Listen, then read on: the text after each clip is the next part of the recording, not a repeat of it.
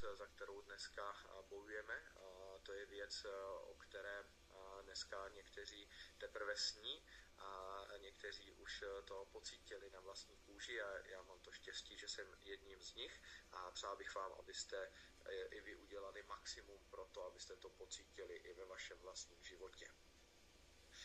Vy už jste se seznámili s Orienem, což je zakladatel společnosti, je to NOR. S kým jste se však neseznámili, tak je dr. Paul Clayton, je to odborný garant, celosvětově významný odborník na výživu, který vlastně ručí za kvalitu našich služeb a našich produktů. To, co je dobré říct, že společnost je na švédské burze a to znamená, že každý z vás si můžete nakoupit akcie společnosti a stát se spolumajitelem a zabezpečit si... Tak je to na 10.36 a každý z vás si může nakoupit akcie společnosti, je to na švédské burze. Tady to máte, jasně.